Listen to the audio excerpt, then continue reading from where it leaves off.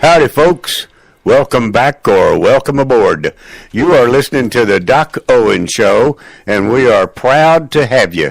We're really glad you stopped by. If you're a first-time listener, hang in there, and we'll see what we cover tonight. I am joined in the Hilltop Studios by... I'm Mr. Fire. And that's it. Uncle Bocce is under the weather. Bocce. Yeah. Oh, no. Yeah, he's under the weather. So I'm sitting in Bocce's chair and actually using his microphone. So if I sound a little different, that's why. I just thought I'd think throw you still that. sound the You same. think it sounds the same? I think so. Okay, well, we'll give it a run. We are all over the social media as Doc Owen Show, DocOwenShow. We have a blog called DocOwenShow.com, spelled the same way. And coming up in the very early part of April, we will have DocOwenShow.com/stores, and we're going to kind of break it down into categories that we think matter, very broad categories called prepared, practical, and patriot. And don't forget. And underprepared is Ms. Surefire's exclusive area called Pampered. There you go. So even if you're preparing to strike out, head out into the woods or whatever, there's still a certain level of pamperedness, I guess is a good word, that needs to go on. In other words, us women know what we're talking about. Right, there. right. So we'll have, and we're going to do all of this through this amazing thing called affiliate marketing. We've spent years and years doing this completely on our own and would be happy to continue to do that. However, there are certain agencies in the country that prefer that we at least try to raise some outside revenue to make it look, in their eyes, more legitimate. I think the legitimate part is the message that we deliver on a consistent basis. But that's another story, which we may or may not get into tonight.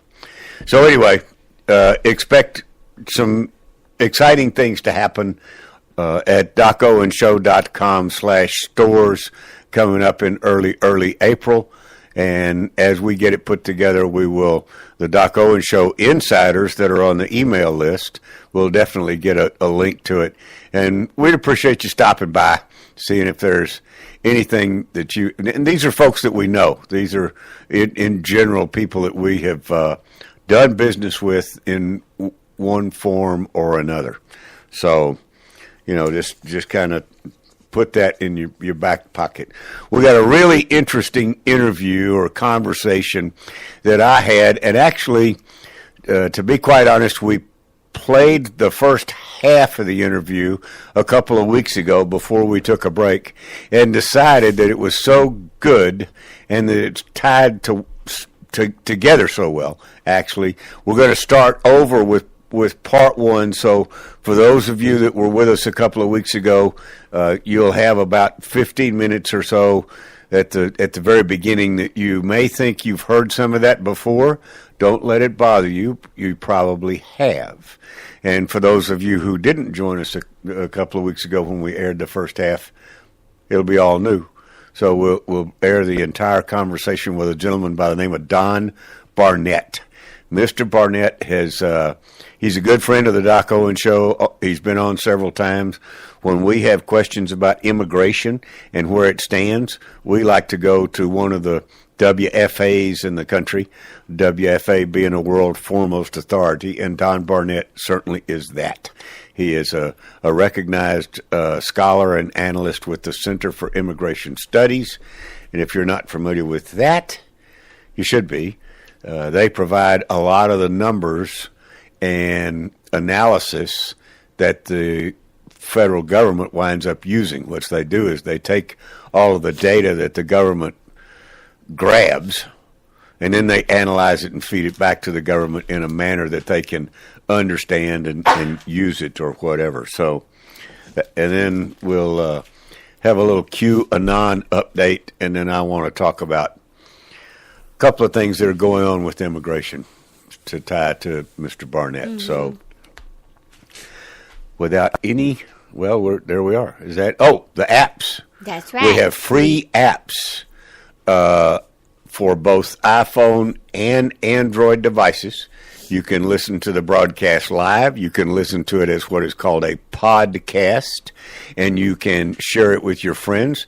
If you download the app, you will also have access to our entire library of shows. So you really can go back and check us out and see how consistent we are with our message. Is that it? That's about it. You can find Doc Owen anywhere. Just Google search Doc Owen Show, and he's everywhere. On the internet? Yes. I'm not really everywhere. Well, no, you're only one person. There you go. So am I.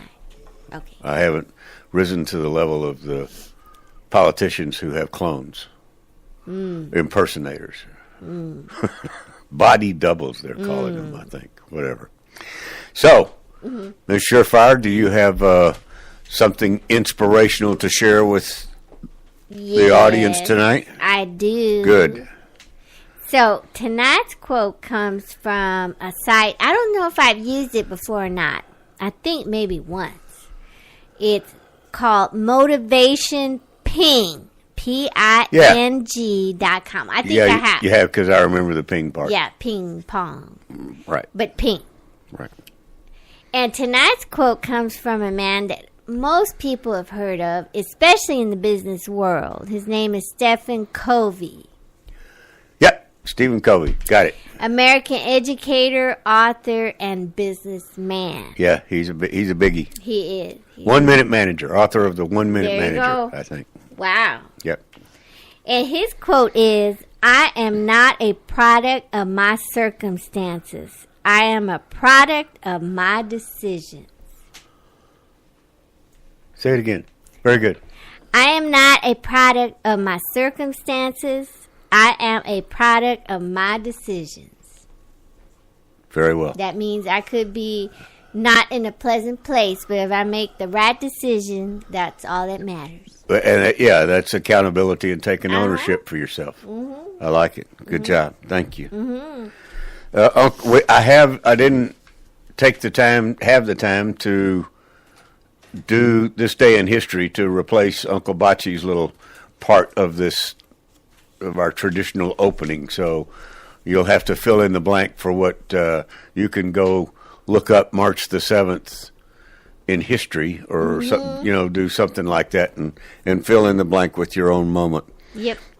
And my leadership quote is actually, as it has been turning out lately, my leadership quotes have become Bible quotes. And there's a reason for that. So this one is from Daniel 2, verse 21. The Lord gives wisdom to the wise and knowledge to the discerning. Very good. So when somebody tells you to think about it, there you go. That's exactly what they're telling you. Be discerning. So I think it just throws the rhythm off when I'm used to generally turning the show over to Uncle Bocce for a good 10 minutes or so right about now. So maybe we'll just turn it over to Don Barnett. You want to turn it over to Don Barnett? Yep, I think so. I think he's up to the task. We've already been on quite a few minutes. Okay. So we can just roll right into All right. Well, folks, enjoy the conversation that I had with Don Barnett. He is a wealth of knowledge. And I think he's been doing this about 20 years, he said, at one point in time. Quite a while. I mean, he's been around quite a while. You can find his post on the Center for Information Studies. What'd I say? Immigration study. What'd I say? Information. I did? Yes. Play it back. No. Rewind. Information. Center for Immigration Studies. Yeah. Okay. See what happens when I sit in Uncle Bocce's chair? I didn't say that. Just for the record. All right, let's put Mr. Barnett on the air, and we will be back right after. Let's talk immigration. Let's talk immigration studies, which is the title of the group, which means that you gather the raw data, and if I remember correctly from previous conversations, most of it is government data. Correct. Isn't that right? Correct. All of our data is from government reports. And I was just on the phone with or emailing with an immigration judge to clarify a couple points. Okay. So yeah, you go to the source, but your expertise is above and beyond theirs in terms of analysis. Correct. Go ahead. Yeah, and I specialized in refugees and asylum seekers, right? Which is and basically what would be considered the humanitarian form of immigrants, the immigrants that come in with automatic access to welfare, like right away. So that's asylum seekers, refugees, and other particular groups, unaccompanied minors, which we're getting a lot of now. So that begs the question: why is that? I mean, why are we getting more? Because they know I don't want to call it the hole in the system, but they know the weak spot in the system in terms of, because the definition is, we've gone over it before, but there's a very specific definition for being granted asylum, as opposed to just being an illegal alien or even a refugee. Correct, or a regular immigrant, yes, right, or a regular immigrant. Immigrants are not eligible for welfare. Right. They can get some forms of welfare, and they're eligible for all welfare when they become citizens, but that's 5 years after they arrive, right, at least, or more. But the bar is a little higher for an asylum seeker. The bar is much higher, yes. You have to prove, and the exact wording is well-founded, not just credible, but a well-founded fear of persecution on the basis of religion, political belief, ethnic standing, national origin, right, or social group. So there's 5 categories. Wow. But basically what we see happening now is, I would say, the exercise of a loophole. Because what we've done is, at the border, speaking about people coming across the border, yes, sir, is saying, well, we're going to give at first what is called a credible fear interview, which is it possible that this person is suffering from persecution? If so, yes, we're going to give them a date to show up in court to determine if it's really valid or not. But the point is, about 90% of people that appear at the border, and the Border Patrol has to ask them, do you have any fear of return? They have to ask them 3 different ways. So basically, eventually, and everybody knows that this is how you work the system. They know the truth, sure. Right. You say enough to let them say, okay, we're going to let you in, and we're going to consider your case further. But as far as the person intending to immigrate is concerned, that's all they need. They get past that first level of interview, which is a very low bar, and they say they're given a court date. They go into a backlog, and they disappear. So that's what's happening. That's what's happening on the southern border now. And we have no way of tracking them or holding them to their commitments of, where they're going to go, where they're going to be, et cetera. And and I know it's been horrendous in terms of a lack of judges, and we keep seeing in the media that X number of judges have now been assigned. I remember something like 40 some odd were supposedly recently designated by Trump, but that doesn't mean that they're going to show up at work next Monday morning down in McAllen. Right, and it's the backlog is at least 400 individuals. I mean, the caseload is something like 300,000 But when you put that in terms of individual asylum seekers that are sitting in the court's backlog, it's well over 400,000. Oh my goodness! And if they've been waiting for 6 months, which most of them do, they're automatically given an employment authorization document, and they can go work. So the big pull is getting that employment authorization document, which they can, again, they show up at the border, they make a flimsy claim, and they're let into the country. The catch and release that we've heard about is still basically going on. You know, we've heard in the news lately probably of some of the intending migrants being sent back to Mexico to wait. That's only adults who show up at points of entry. They're sent back to Mexico to wait, but that turns out to be a relatively small number. Most people are traveling with children, or not most, but many are traveling with children. And by the way, that's a racket too, because with children they're scooted through the system even faster. And there have been incidents. In fact, it's also a known racket. They're actually using children that are not their own. They say, "Yeah, this is my child," and in some cases the child goes back and comes back again with another family. They're renting children to get through the system. And unfortunately, President Trump did lower the refugee numbers significantly. Now, when you look at that, that's, again, one program of about 4 or 5 different programs for humanitarian admission. He lowered the numbers. In the last year of the Obama administration, the refugee quota was 110,000. This year, in 2019, the refugee quota is 30,000. So it's a significant drop in that number. But in the meantime, all the other numbers have jumped up, heading for the sky again. For instance, unaccompanied minors, that's still staying at roughly 50,000 a year for the past 5 years. Right. Asylum seekers is running easily this year, will run, close to 40,000, and that's successful asylum seekers, those that achieve status. Though the number that doesn't achieve status is much greater, but they stay in the country anyway.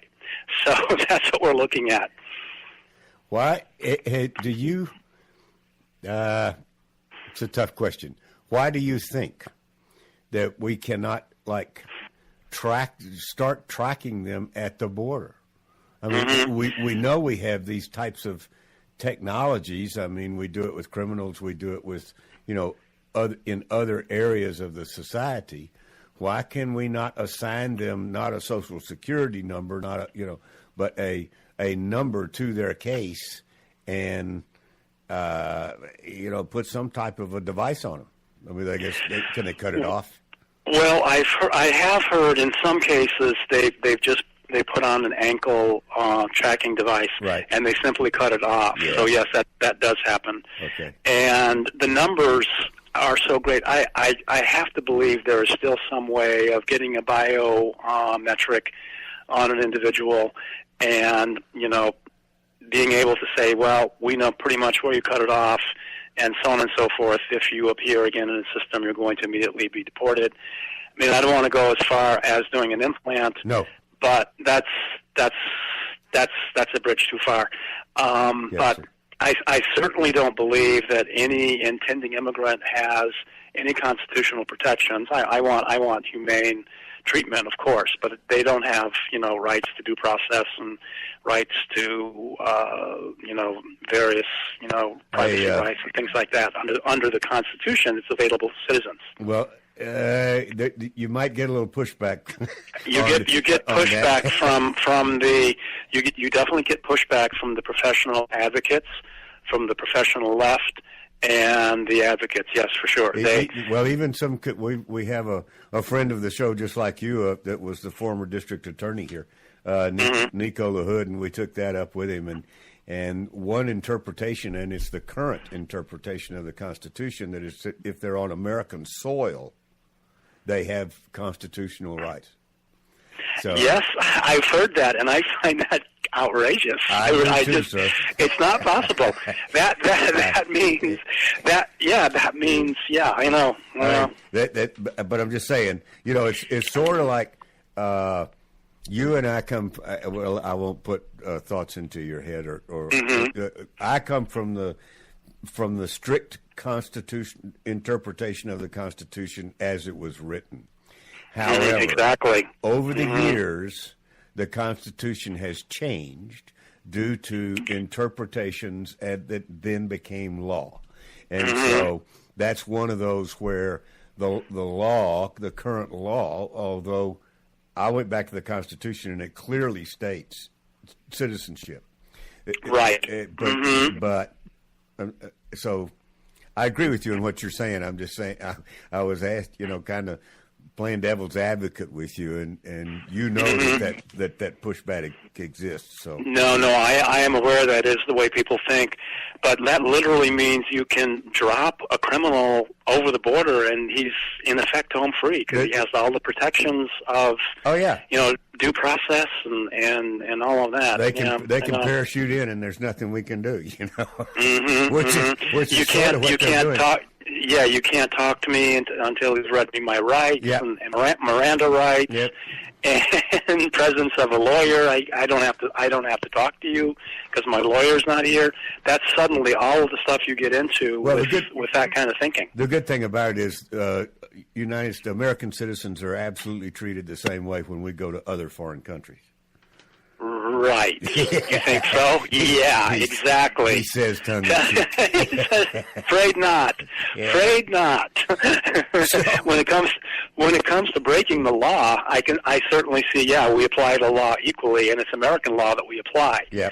But when it comes to rights to counsel and rights to remain silent and stuff like that, I don't see that should be extended to someone just by virtue of the fact that they're standing on American soil. Physically here. I agree with you. Mm-hmm. So you're refugees. So they come in, and it's my understanding that they are like assigned to a state, or certain states have.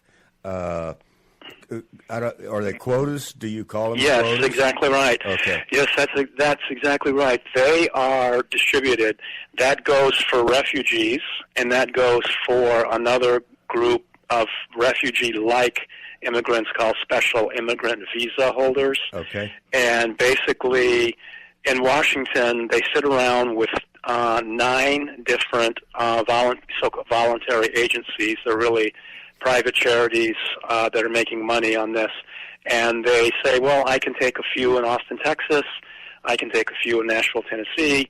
We have, we have job openings in California. Let's send them to California. Yes, they're signed and they're shipped there. They're shipped there. Right, exactly right. But some states, it's my understanding, some states pushed back on that, filed lawsuits. Right, exactly. Where have those gone? What's the status of some of those lawsuits? Well, actually, about 25 states in total filed against the federal government when there was going to be a huge push of Syrian refugees. We're going to have up to, maybe 100,000 Syrian refugees, and 25 states did sue. And then Trump got elected, and the Syrian refugee problem went away. Okay. But there's still the only state, as far as I know, I'm pretty sure about this, and I've been making some phone calls just recently to the State Department and to immigration judges. Basically, only the state of Tennessee's filing is still standing, and basically they're filing on the basis of the 10th Amendment, because the refugee program is an unfunded mandate placed on the state. Basically, you're asking the state to use state funds to implement a federal program. So it's very much a 10th Amendment states' rights issue. And that case is before the Sixth Circuit this month, or in March. In March, it will go before the Sixth Circuit Court of Appeals. So the volunteer state has declined to volunteer on this. Exactly. Well, they volunteered to step out and prove whether or not you really can volunteer your own resources to cover a federal program. I think it's good. It is good. Tennessee has been quietly at the forefront of really standing up for states' rights. And I'll say quietly because that's what it is. I mean, but every time I turn around, they're either doing something on the behalf of states' rights or have joined a coalition and are leading a coalition to do that. So, they got some pretty staunch folks over there. Right, and as well as refugees, our foster care system is being flooded by these unaccompanied minors and children. And basically, they're also being shipped around, too. They're being shipped around to states, and there are charitable organizations that are making quite a bit of money off of it, and then they're basically dumped into the foster care and the welfare system. Oh, yeah. No, we had that conversation, and it's real apparent. And they go by what sounds like charitable, non-denominational or multi-denominational, like religious outfits, but not the case at all. You know, they're just borrowing the name, and I actually have a problem with some of the churches that allow that to happen. I think that they need to draw in on that. But then you get over to the emotional side, and that's an argument we can't win. Well, that's right. If they throw out at you, you are against refugees, you are against children, you're really kind of thrown back on your heels. But basically, we should be asking them, why aren't you contributing your own money? Why aren't you acting like a truly sacrificial charity? That's exactly what I do. Because you're not. When you make some money on a per capita basis, and then you put the individual on welfare, that's not charity, and that's not sacrifice. No, that's exactly right, and that's exactly what I do push back on them. I think it's great that you're doing that, but I don't think it's our responsibility to fund it. Well, even the media has cracked open some pretty shocking cases of. I think there was a Baptist home down in Texas. And the salaries of the CEOs, get this, are over $700,000 a year. So that's not charity. I'm sorry. Why do you always pick on Texas? Well, Texas is where is bearing the brunt of both the refugee program and the caravans.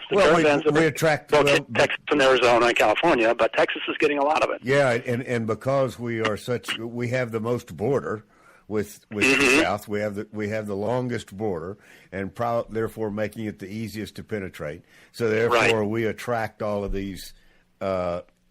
"Quote unquote" do-gooders come down here, set up shop, and like you said, draw $700,000 a year basically off the government for doing nothing. So I get it. So you mentioned the caravans. You mentioned it a couple of times. I might take you a little bit out of your numbers comfort zone, but you can go back to it.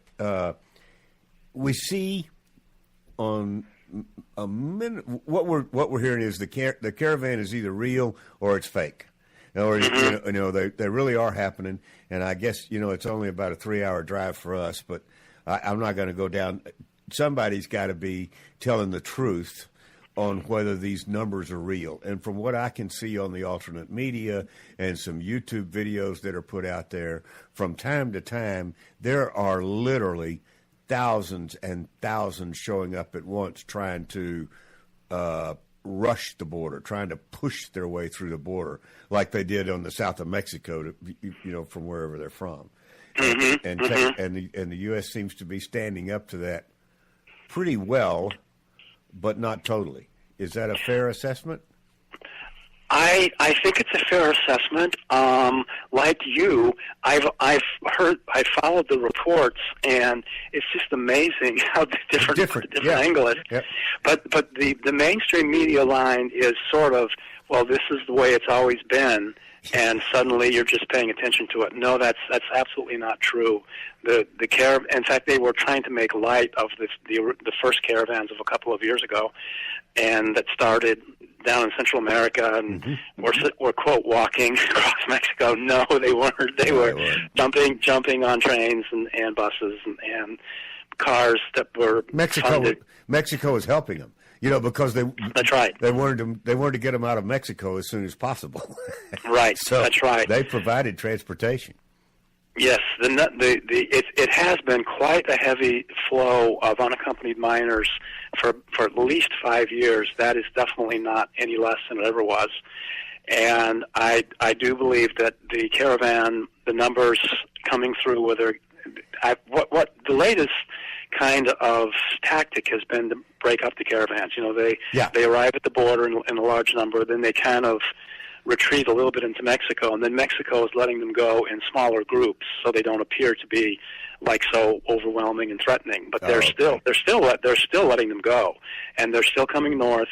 And if they can manage to get through the border and get caught inside of America, they're still basically being let go after a brief interview and what's called a credible fear interview. Right. If they come through a port of entry, and people are saying, well, there's not a lot of port of entries. There's quite a number of ports of entry. If they come through a port of entry and they're deemed not liable to be eligible for asylum, they are sent back if they're adults. But if they have children, they're still letting them in. Right. And tell me, we use the term. I hear the term. You use the term. Unaccompanied children or unaccompanied minors is the term that's used. Okay, so what's up in the definition that you're dealing with there? How old is a minor? 8, 17? Well, it's under 18, That's 18 and under. Yeah. Right. 18 and under. Right, and we had 18 and under. And basically, I've talked to border agents who said kids that are obviously in their 20s, so they're not children, or even in their 30s, are getting away with saying that they're minors. Yeah, so and when you use the term unaccompanied minors, the first thing that the do-gooders, that the opposition uses, they show you a picture of a 9-year-old. Or a 7-year-old or an 8-year-old, And then they have best interest of the children. Exactly. They're going into detention. For a while, they were being held for a little bit longer than was supposedly legal. But basically, they go into detention, and from there, they're then placed with a relative in the United States, and or they go into the foster care system where they're put out to foster family. Most of them go into a relative. Sometimes it's a distant relative. Sometimes it's a dangerous situation. It really is. And basically, something with this latest appropriations bill that was signed on last Friday, I think it was, by Trump, accompanying a declaration of a national emergency. Yes, sir. That appropriations bill has quite a few potholes, if you will, loopholes. Sure. Because apparently, what one thing that was written into that bill was Department of Homeland Security, DHS, cannot go after any relative who has taken an unaccompanied minor into their home. So basically, most of them are illegal. Then they send for their children, or they send for somebody that they claim is a nephew or a niece. The kid automatically comes over because he's a kid. He's on his own.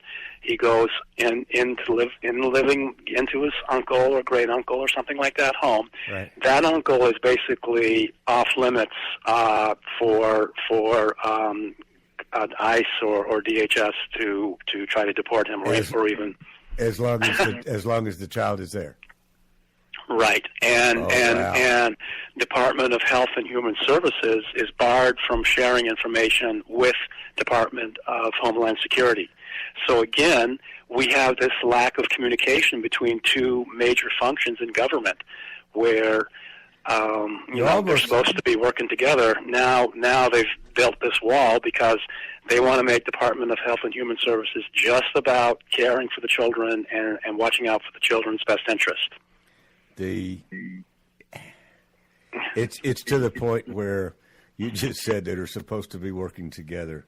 I don't think they think that way. No, they don't. Too many bureaucrats are interested in protecting their own space. Right.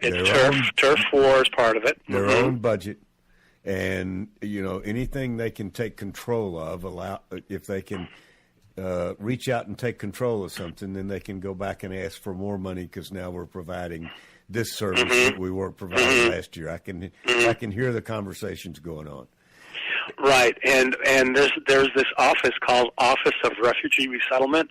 The count of refugees, as I said, has gone from 110,000 to 30,000. At the same time, the Office of Refugee Budget's gone up by a huge factor. They got an additional $2 billion in the latest appropriations bill. So we're taking really good care of these new 30,000. Yeah. Why is that? Well, that's because the numbers of children are going up, the numbers of asylum seekers is going up, and so on and so forth. So it's it's a treadmill. I mean, it's a treadmill. Yes. I don't see. Every time we talk, I commend you for what you do for a living because you are buried in some stuff that it would drive me crazy. Well. It's interesting. I'm going down to the border myself later in the month. I haven't seen it, and where are you going? What part? I think it's the Arizona part. It's Arizona. It's Tucson. Well, be careful. Federal troops are not allowed there, according to. Oh, really? That's true. That's true. There's a YouTube out there where the new governor runs through fake walls. Yeah, I saw that. Have you seen that? I heard of it. I heard of it. Yeah. And it's interesting. I saw a map the other day. I would like to know, and you might want to do this. There was a map about showing the states that allow that are pushing back on Trump's wall and filing suit or removing the federal troops from their borders. Arizona and California being two. On the Mexico border, leaving it just up to Texas and New Mexico to stop them all, and so, or no, it's New Mexico and California that have blocked the troops, and now I think Arizona's thrown in with them. But the point is, and then there's another map showing the states in which illegal immigrants are allowed to and encouraged to get driver's licenses. Right, sanctuary policies. So that they can vote. So right. I would really like to see an overlay of those two maps. I'll bet you that there's a lot of congruence. Right, exactly right. And even cross-border corruption from drug cartels affecting local government on the border. And that's definitely happening. And the percentage of blue votes. Right, and the blue votes. I would really like to see, and if you can't, it draws a very strong picture above and beyond the numbers. A lot of people are more visual in terms of needing pictures. Yes, exactly. Okay. Man, you got a tough job. I wish you were coming to Texas. I'd have made it a point to, unless you were going to El Paso, and that's closer to California than it is San Antonio. Really? Yeah. Yeah, it truly is. So, it's about a 500-mile drive or something like that. Well, there are some people that are saying, well, El Paso is a relatively safe city. Is that true? And it's like a sister city with, well, no, am I getting mixed up with Guadalajara? What? Yeah, Guadalajara. Is that about the sister city with El Paso, or that's Laredo? Yes, I may be getting mixed up with Laredo. It's right? Not even Laredo. Right. But we have a real good friend of the show that's from El Paso, and we've had him on to talk about the image versus reality. And here's the challenge all across the border. What we do is we go down, and this is from a native Texan as well as somebody that's been down there since all of this has become. It's been a reality for me for 50 years, just not to the extent that it is today. The challenge is everybody goes to the border and says, "Oh well, these towns are all safe." Well, yeah, because the first thing that an illegal immigrant does when he's not going to stay, he doesn't stay at the border. Right. All that does is increase his chances of getting caught. So once he makes it across, he heads for Chicago. he heads for Houston, or he heads Exactly. he heads for points where he can get lost in the crowd, and if it's staying at the border, they sort of he passes through there. So to ask whether it's safe or not, I mean, only the true idiots hang around long enough to commit a crime in El Paso. Right, right. Yeah. And in some of those crime statistics that I saw quoted, they didn't include drug smuggling as a crime. And now we just had the biggest fentanyl bust, which is killing people by the tens of thousands, and that technically would not be considered a crime for some of these statistics, some of these people that gather stats. Right. It doesn't show up. Right. So they busted fentanyl that would have killed 3 million people. Right, right. It doesn't show up as crime. Yeah. But I know. It was in the little back compartment underneath the back seat of somebody's pickup. Right. Yeah. All right. What an idiot. So, El Paso, back to your question, El Paso itself is probably relatively safe. It's just like any other town. If you go to the bad part of town, you're going to have a problem. But it's not necessarily because of illegal immigration. It's just because it's a bad part of town. Right, right. But the rest of the city is probably okay. But that has nothing to do with what's coming across the border. Because if they get across, they're gone. They got somebody picking them up, or they hook a ride, or whatever. So exactly, and they're still coming. It's not been stopped, and there's still more loopholes to be plugged. Yeah, big time. So, last question: is it an emergency or not?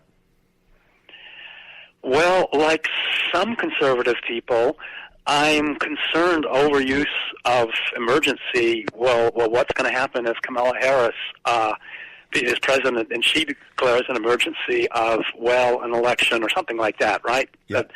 So that's a concern. I personally think that the drugs flowing across the border, the fentanyl, the 50,000 a year death rate from opiate crisis, and a lot of it's coming from Mexico, that constitutes an emergency. That's a real emergency.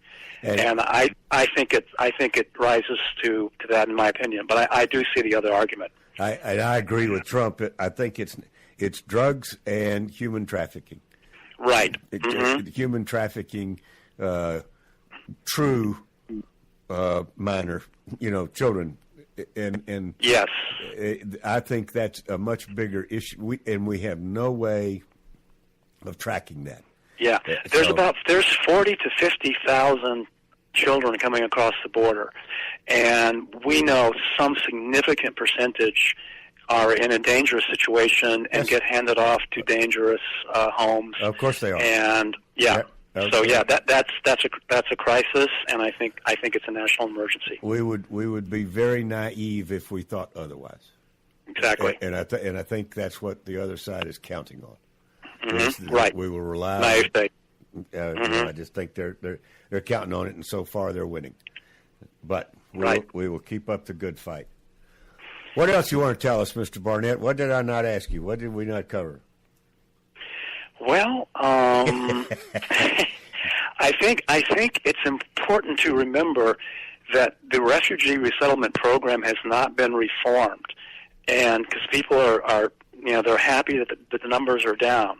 But the point to remember is the next president can raise that number up to 200,000 if he or she so chose.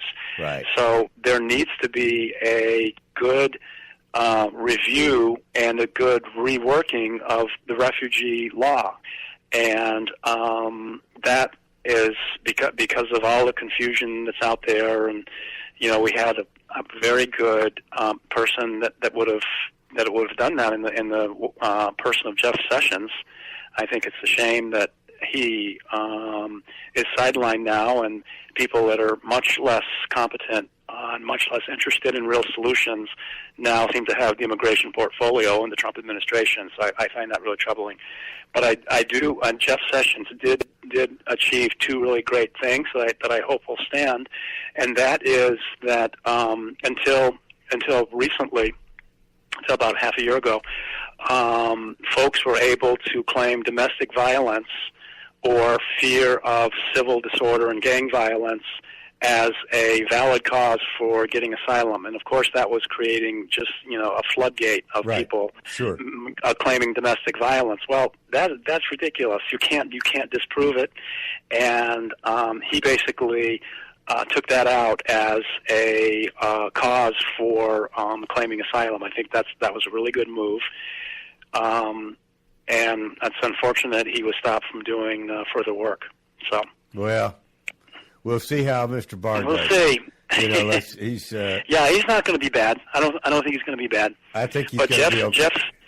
Jeff Sessions has had really decades of interest in immigration. He knows it inside and out, and he knew which direction to take to get something in the national interest, in the interest of American citizens. Well, you knew you had. Don't want to say a friend in the office, but you knew you had a knowledgeable person. Exactly. That's always good. Exactly right. Right. So, well, we'll see how Mr. Barr does, or who's. I think we're not through with our turnover of personnel. Probably not. and we probably not. As long as they don't throw all the good guys out. I mean, it's going to be. I'd like to see them close it down for about 6 to 9 months and see who's left that wants to work there. Exactly. Yeah. Yeah. And no pay this time. Exactly. Because basically they kept talking about how they're not getting paid. Well, no, they're not getting paid, but they will. But they're creating a heck of a bonus for themselves. Exactly. And they can go anywhere and wait tables to make ends meet like the rest of us do. So. Like the rest of us do. You and right. I think I say this every time as we wound up. We need to have a conversation without your credentials, so that if they don't, we can and you can speak a little more freely on where you're coming from.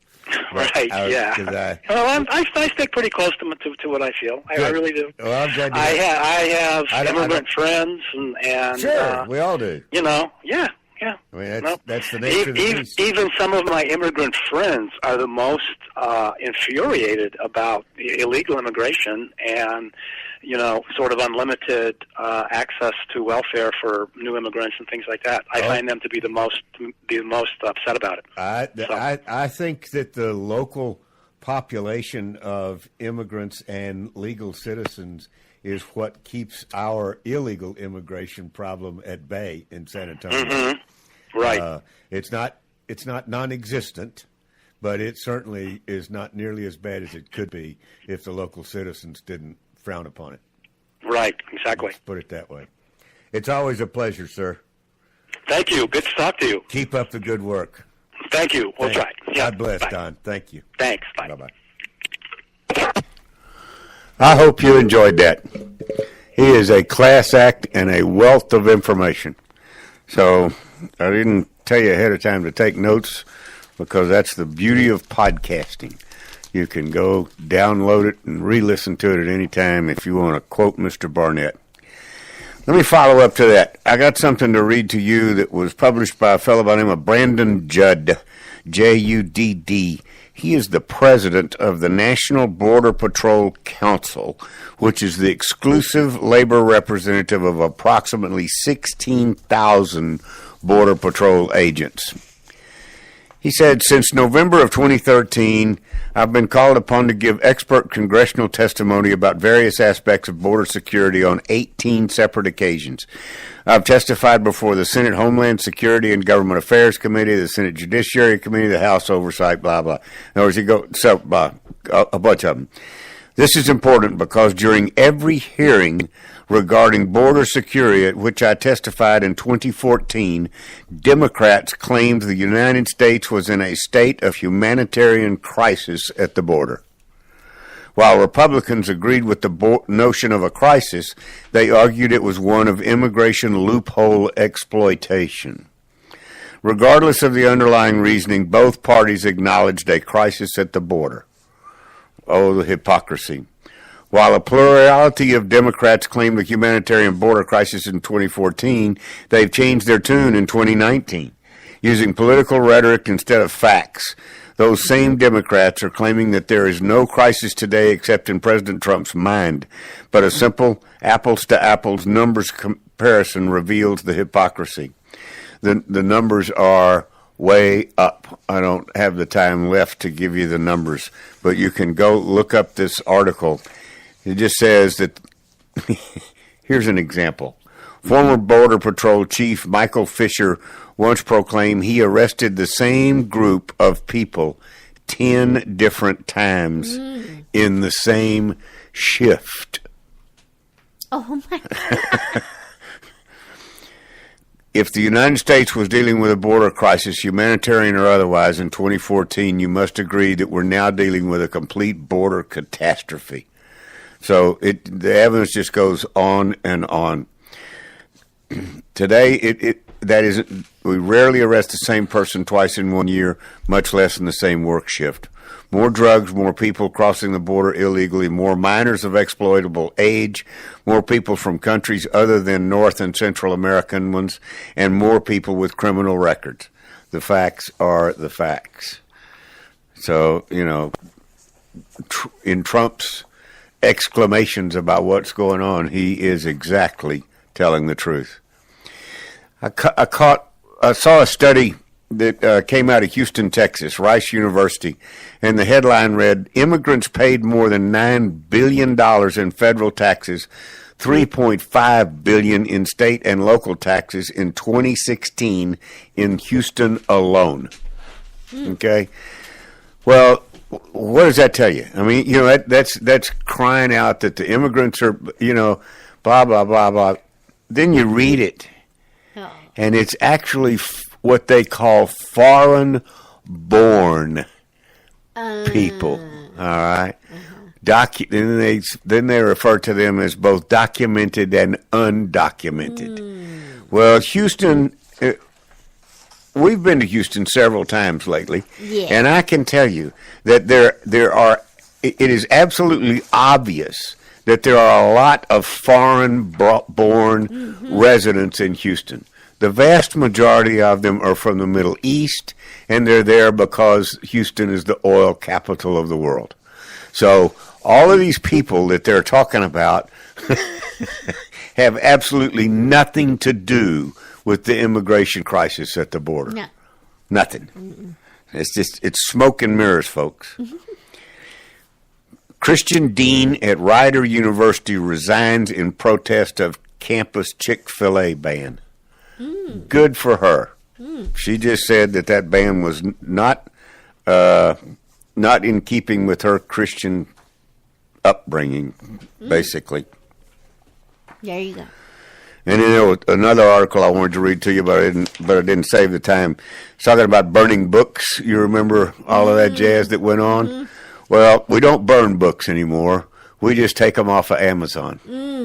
Amazon is going about its business restricting certain books for sale, and yet they're pre-selling the Mueller report to be available as of March the 26th, and it hadn't even come out yet. But you can buy a pre-release of the Mueller report on Amazon. One last little thing from one of our better listeners. Let me grab it up on my phone here real quick. Okay. We're going to have Nico LaHood on the show next week. Hey, nope. Yep, we are. Because we're meeting with him tomorrow. Yes, that's correct. Mr. LaHood is going back on the air on the Doc Owen Show. A devout Arab Muslim entered a black cab in London. He curtly asked the cabbie to turn off the radio because he decreed his religious teaching he must not listen to music because in the time of the Prophet there was no music, especially Western music, which is the music of the infidel. The cab driver politely switched off the radio and stopped the cab.